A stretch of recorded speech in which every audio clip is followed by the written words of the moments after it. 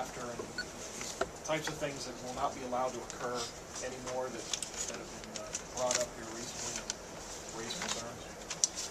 Sure, thank you. Well, obviously the auditor had his report that was released just earlier this week, which we're still taking a look at, and I'll leave it to him to comment on some of the specifics that are in that particular report.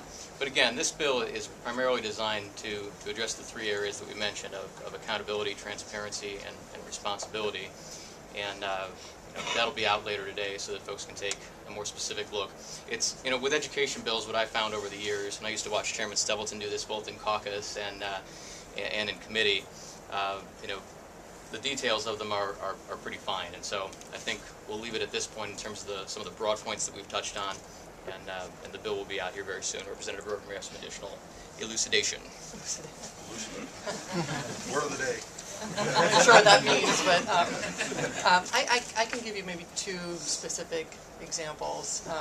One is something that we've called like offloading of failing students. I think Representative Dovilla mentioned this when he spoke earlier, which is, sometimes charter schools could offload their students to these dropout recovery schools that they sponsor, but this legislation will say, you know what, all these students need to be included in your report card. So again, that's some accountability.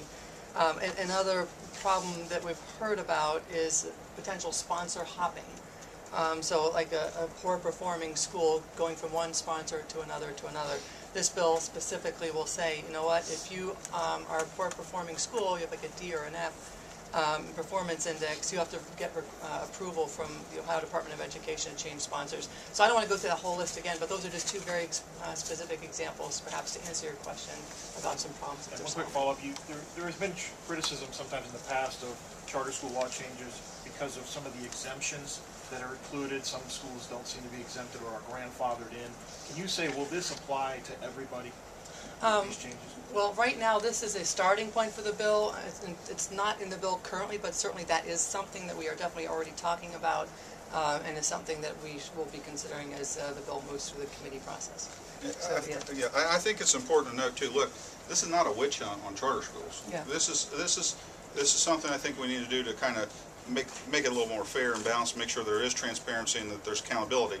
But we have really good charter schools out there that are operating, and they're doing really good things. And I know Cleveland's experiencing it, and there's other places.